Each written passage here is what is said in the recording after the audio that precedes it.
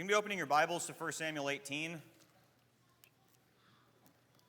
It's good to be back with all of you. Asher and I were gone in California, in San Diego for about a week, and had a very good time connecting, rekindling relationships that we had out there with so many of the brethren.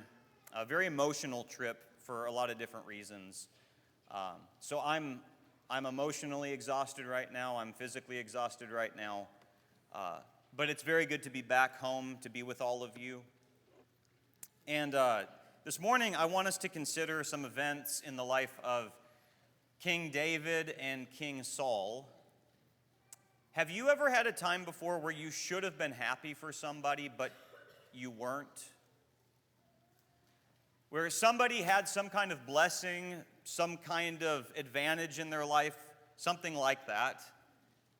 And everybody else, it seemed, except for you, was happy for that person.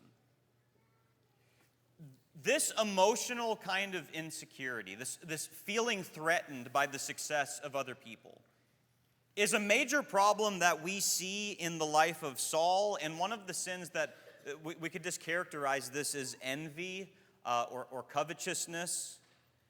But this is something that potentially plagues every one of us. But at the same time, we're not going to walk around saying that we struggle with this.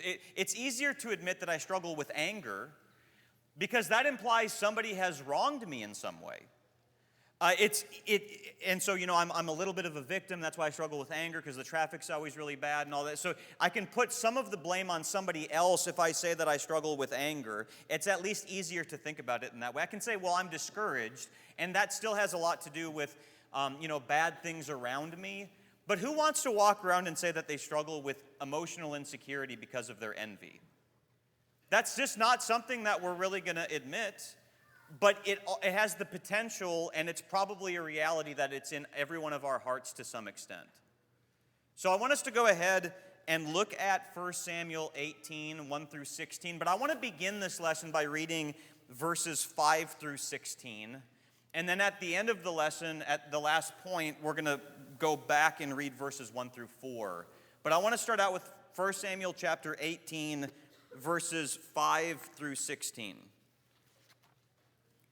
And David went out and was successful wherever Saul sent him, so that Saul set him over the men of war. And this was good in the sight of all the people, and also in the sight of Saul's servants. As they came coming home, when David returned from striking down the Philistine, the women came out of all the cities of Israel, singing and dancing to meet King Saul, with tambourines and with songs of joy and with musical instruments. And the women sang to one another as they celebrated, Saul has struck down his thousands, and David his 10,000s. And Saul was very angry, and this saying displeased him. He said, they have ascribed to David 10,000s, and to me they have ascribed thousands. And what more can he have but the kingdom? And Saul eyed David from that day on. The next day a harmful spirit from God rushed upon Saul, and he raved within his house, while David was playing the lyre, as he did day by day. Saul had his spear in his hand, and Saul hurled the spear, for he thought, I will pin David to the wall.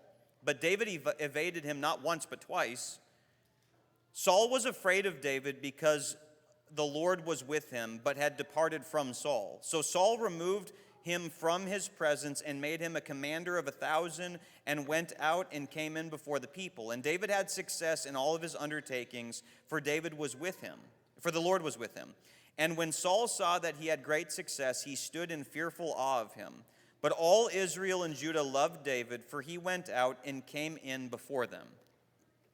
If we were going to use this story as a case study on envy, emotional insecurity, we could start by asking the question from this text, well, what is envy? How is it that it's seen in this passage? And if you look at verses 6 through 8, envy always begins with comparing your life to somebody else. Imagine this scene where David is returning from destroying Goliath. And notice that in this text, all the women from all the cities it says in this text, are coming out to meet Saul. They're coming out to meet Saul. They're not coming out to meet David. So they're coming out to meet Saul, and what they're singing is, and imagine like David has killed his 10,000s, but Saul his thousands. And they say it, the reverse order of that.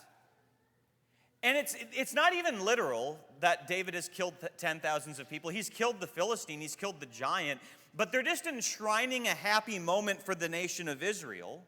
But notice that when Saul hears this, he's saying to himself, to David, to me.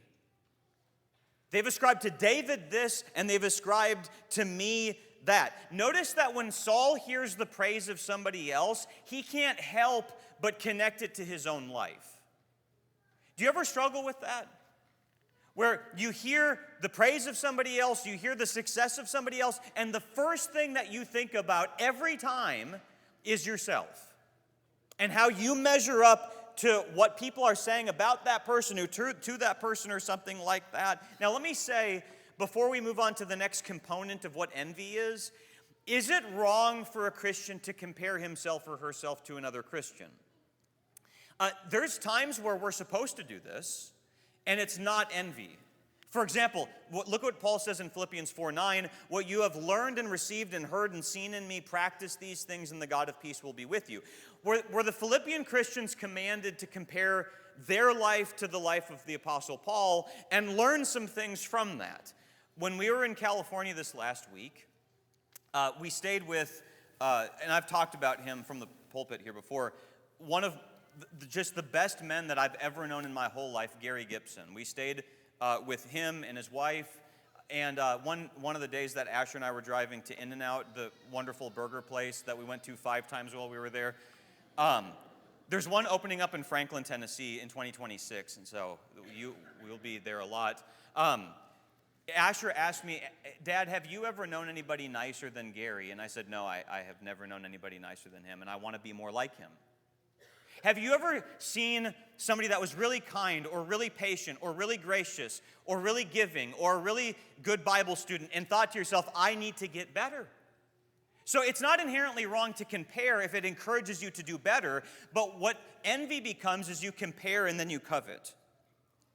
You compare and then you become resentful. You don't compare and then get encouraged to do better. You compare and then you get upset, or as verse 9 says, Saul eyed David. Now, what does that mean that Saul eyed David? Like he's always kind of keeping tabs on what he's doing, constantly going to his social media pages, constantly seeing what the newest thing in his life is. And I think that's part of this malicious kind of looking at him. But, we use the phrase like, I've been eyeing that new car. Or I've been eyeing that new phone, as a way of saying, I want that. And I think part of what it means that Saul was eyeing David was, he was looking at him maliciously, but it was also because he wanted David's life. He wanted the things that David had, and it caused him to not be able to, like Romans 12, verse 15 says, rejoice with those who rejoice. So you compare, and then you get resentful and you covet. What was it that Saul was coveting in the life of David, though? David had all kinds of success at the beginning of the reading that we had, towards the end of it, that wherever David went, whatever he was doing, he was successful. You ever known somebody like that? Where it seems like whatever they do, they're just good at everything. And even in this text, David has to be a good musician too, in verse 10. So he's like a good musician, he's a good soldier. Everything he does just turns out really well. You ever known somebody like that and you just get resentful that that's not your life? Or what about David's praise? All the women singing David's praise. And then in verse 16, everybody in the nation loves David. Everybody in Judah loves David. And as soon as you hear the praise of somebody else, you might, because you're supposed to act really nice and holy and stuff, you smile and go, oh yeah, that he or she is such a great, whatever that they do, but inwardly you hate it that you have to acknowledge it. You ever been there before? That's what Saul, I think, is coveting in the life of David. But remember the 10th commandment? Exodus 20, verse 17, you shall not covet your neighbor's house, you shall not covet your neighbor's wife, or anything that is your neighbor's. You ever coveted somebody else's house?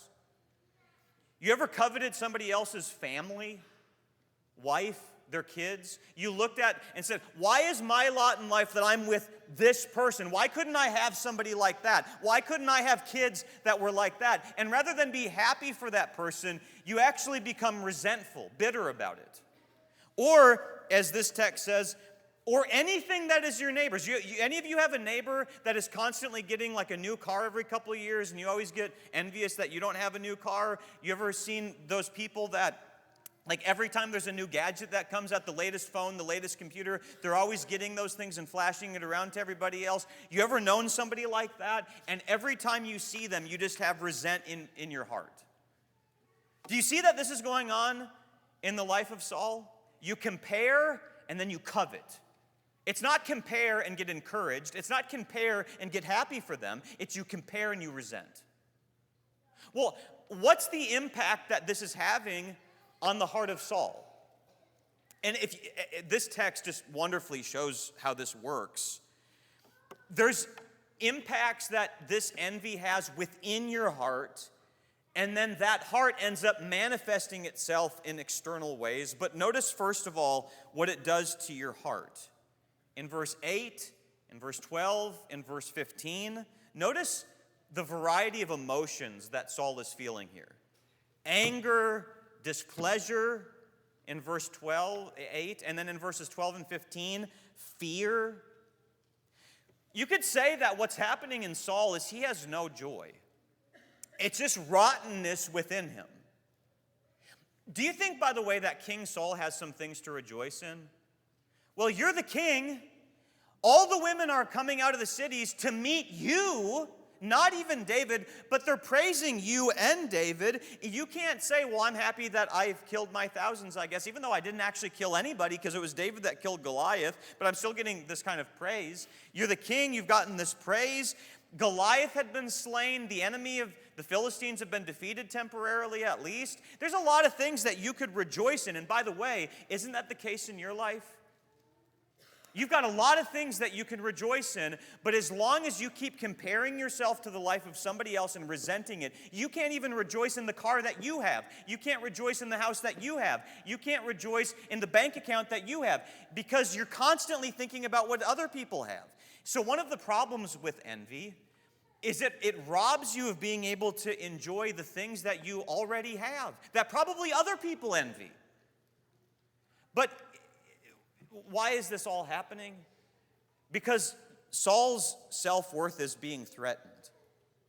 In verse 8, when David is being praised, Saul says, what more can he have but the kingdom? Well, that's true, by the way, that David was going to have the kingdom because of Saul's mistakes that he made earlier in 1 Samuel 15. But notice what's happening. Saul's self-worth seems to be tied up to being a powerful king. I'm the one that's in charge. I'm the one that's the leader. And somebody else is threatening that.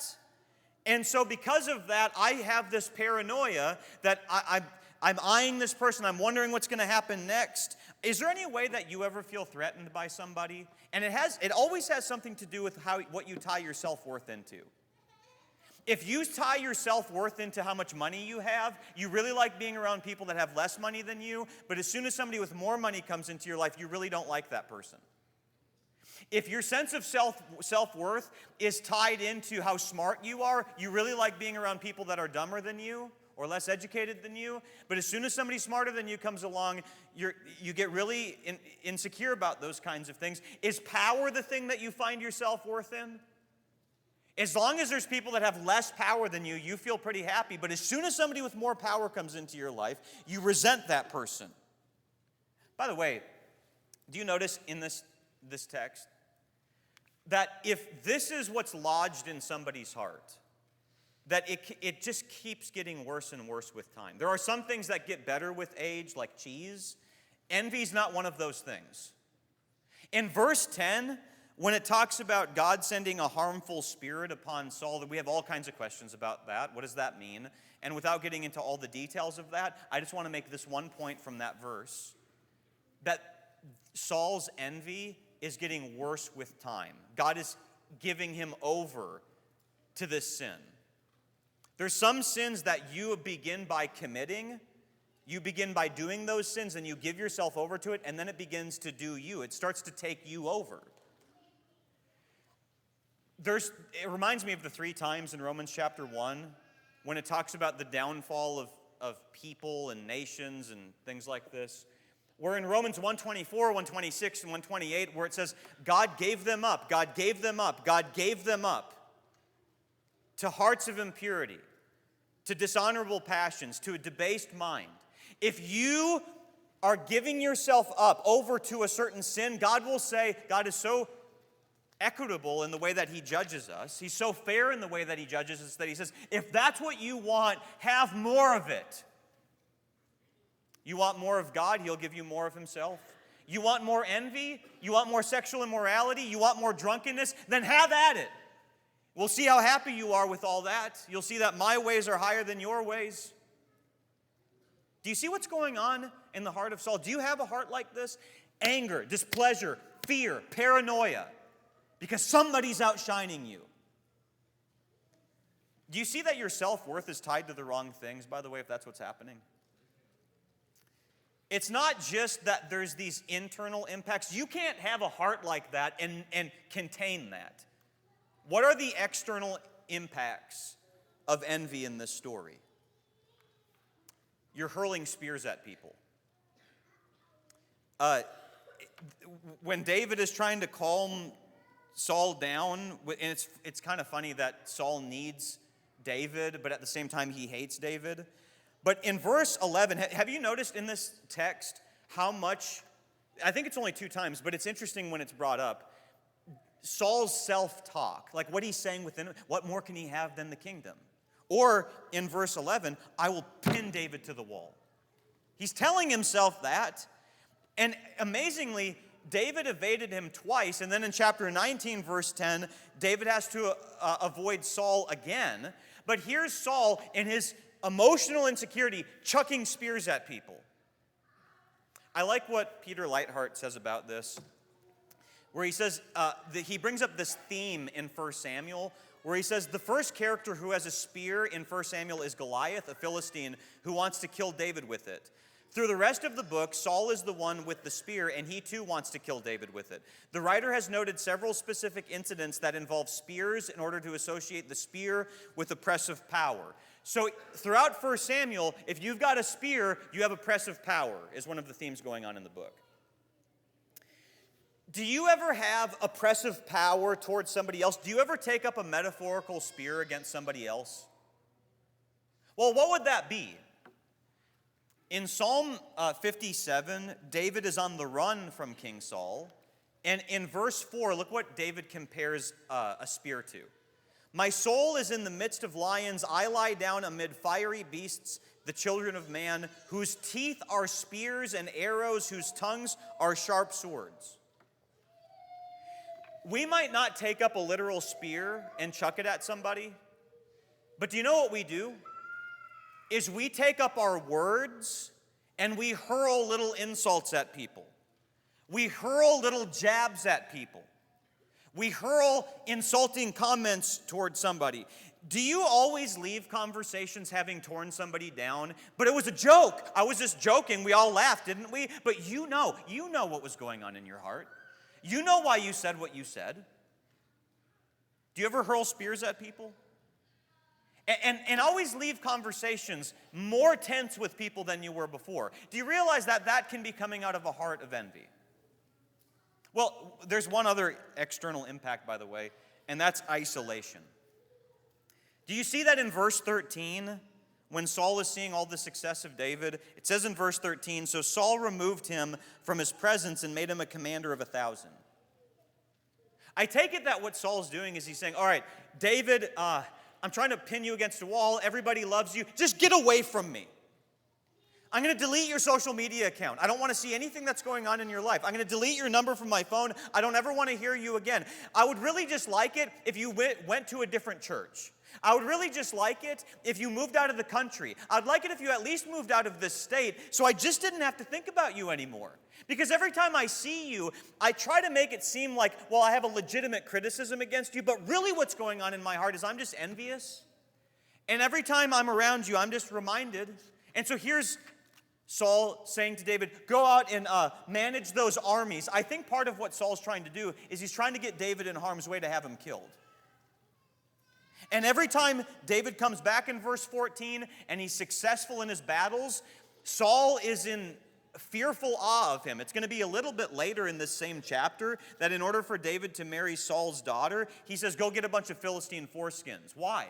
I hope you just go die, David, and then I don't have to think about you. Have you ever had a thought like that about somebody? Just please move away. Just please get away. Please go to a different church. I wouldn't mind it if you died. We might not ever say those kinds of things out loud, but does that kind of thing ever happen in our heart? Do you see that every time we compare ourselves to the life of somebody else and we resent what they have, that this is so far from the heart of God? It's so far from what God expects of us. How is it in this text that envy is healed? And this is where we have to begin at the chapter in verses 1 through 4. I'm going to read verses 1 through 4 in just a moment. But I just want to point out before I read this that the friendship that David had with Jonathan is a friendship that people have preached sermons on. It makes a good sermon. There's a lot of great things about friendship. But sometimes in those sermons, what's missed is the context in which that friendship is forged. It's found in the context of Saul being the exact opposite as Jonathan. Jonathan is going to enter into a covenant with David and love him as his own soul, whereas Saul, in his emotional insecurity, is trying to kill David. So these are polar opposites. Look at 1 Samuel 18, verses 1 through 4. As soon as he had finished speaking to Saul, the son of Jonathan was knit to the soul of David, and Jonathan loved him as his own soul. And Saul took him that day and would not let him return to his father's house. Then Jonathan made a covenant with David because he loved him as his own soul, the second time that phrase is used. And Jonathan stripped himself of the robe that was on him and gave it to David and his armor and even his sword and his bow and his belt. Who has more to lose here but Jonathan? Your dad is the king. You're in line to be the king. And now, Jonathan, what are you doing? You're entering into a covenant with this guy that's threatening your position. You enter into a covenant with somebody, you're agreeing, I'm not going to harm you. Unlike Saul, who is trying to harm him. And maybe Saul's envy is enhanced by the fact that his own son, the heir apparent to the throne, is making a covenant with David. But 2 times this text says that Jonathan loved David as his own soul. What's the evidence of that? Did you notice the things that Jonathan gives to David? He gives him his attire, his robe, his armor, and his belt. That's like him giving up his position. I have the robe of a prince, and it belongs to you. I have this armor, that's princely kind of armor, and this belt that keeps it all together. And David, that belongs to you. You're the one that God has made promises to about being the king. I'm not going to fight for this. I'm not the one who has the right to this. By the way, isn't it ironic that a couple chapters before, or the chapter before this, David would not take Saul's armor, but in the next chapter, David takes Jonathan's armor. So it's as if Jonathan is saying, you take the position. It's not mine to have. He also gives him his weapons, his sword and his bow. If you had somebody who is threatening your position to the throne, you don't take your sword and give it to him. You take your sword and you thrust it in his belly. If you've got a bow, you don't give it to him. You take a shot at the guy and try to kill him because he's a threat to you. But instead, here's Jonathan loving David as his own soul and says, here's this stuff. There are 2 kinds of friends that you can have. You can either have somebody that seeks to use you or somebody who loves you as their own soul. Now, the person that seeks to use you will operate under a cost-benefit analysis, and they'll want their return on ROI. They'll want their return on investment. They think in all those kinds of terms. And they'll say, well, I'll be there for you as long as you keep doing X, Y, or Z for me. It's very transactional. And this is what we see in Saul. Saul needs David to go kill Goliath. Saul needs David to play instruments for him to try to calm him down. But as soon as David threatens him, it's all over. Have you ever been that kind of friend to somebody? Oh, yeah, we're good friends, and I need you for this and that. But as soon as you don't deliver exactly what I need from you, or as soon as you start to threaten me, it's different now. The dynamics are changed. Can we really imagine ourselves being happy for somebody else? Just as happy for somebody else as we would be if we were the ones who were blessed. This is what it means to love somebody as your own soul. Okay, junior high, high school students. You ever wanted to be the one that, college students, you ever wanted to be one of the ones in school that you wanted some kind of award? You wanted to be the one that got the award for whatever, and one of your friends got it. Would you really be just as happy for that person as you would have been for yourself? Really? This is what's expected of people who serve the Lord. What about a car? You've had your eyes on a certain kind of car, and one of your friends, somebody at the church, gets the car that you wanted, and you don't have it, and you're not sure if you can. Would you really be as happy for that person as you would be for yourself had you have gotten it? Okay, we're in the elder selection process. This would never happen in a local church. How about somebody else becomes an elder and it's not you? Would you really be just as happy for that person as you would have been for yourself had you become an elder? Where's your heart with when you envy somebody, when I envy somebody, it's a failure to love people. It's a failure to empty myself and love other people the way that Jesus did for me. How much did this friendship mean to King David? When Jonathan dies, in 2 Samuel chapter 1, here's what David said about Jonathan. I am distressed for you, my brother Jonathan. Very pleasant have you been to me. Your love to me was extraordinary, surpassing the love of women. And the immediate question people have about this is, why is it that David is comparing the love of Jonathan to the love of women? And it's not talking anything about sexuality, but because our culture equates love with sex. That's the only thing that we can think of in our culture when we see a verse like this. David is talking about the loyalty that Jonathan had for him. Now, maybe had David followed God's original intent for marriage, one man, one woman, David would have understood loyalty better from women. But the point that he's making here is that it's a rare thing to find a friend who will rejoice with me and not ever become envious. When I was in California this last week, and I got to reconnect with just some wonderful people, there's a certain family there that they didn't go to the church that I was at when I was there, but Samantha and I got to know them really well. They actually paid for a trip for me to go to the Czech Republic so that I could be part of a Bible conference that was out there.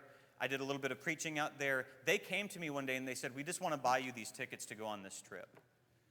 And when I got back, they wanted to hear all about it. We all had dinner together. And that trip changed so many things about how I view the world and everything around me and Christianity. And I learned a lot of lessons from that. And to see people like that again, I told them to see you guys as like the balm of Gilead. To have people that really want to see you succeed and not have a shred of envy in their heart. Do you see that a lot of the times we'll compare Jesus to David, and rightfully so? But in this story, do you see Jesus in Jonathan? Jonathan stripped himself of his robe, emptied himself, and entered into a covenant with David. Jesus stripped himself of his earthly glory and came down to us and entered into a covenant with us and wants us to succeed. He's ultimately the friend on whom we can depend. But the more that we all learn from Jesus and what he did for you and what he gave up for you and how he didn't envy you, but he gave up things so that you can succeed, the more I meditate on those things, the more my heart can become like that. And ultimately, it was the son of David who was mistreated by the king of Israel and its rulers. Saul tried twice to pin David against the wall out of his envy. But eventually Jesus came and he was pinned to a cross. And Pilate noted in Mark 15, verse 10, he perceived that it was out of envy that the chief priests had delivered him up. Is there anybody that you're delivering up to persecution, to hurtful words, to harmful comments because of your envy? Learn to rejoice with those who rejoice. Learn to really love people and meditate on what Jesus first did for you, and then that'll click in you, and you'll become more of what God expects. We're about to sing this song, He Lifted Me.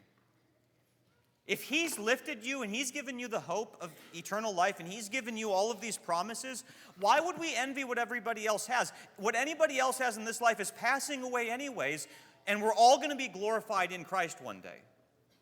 Look to your future. Look what it is that Jesus stripped Himself of so that you could be glorious one day. Fix your eyes on what Jesus has done for you and be happy with those who have reason to rejoice.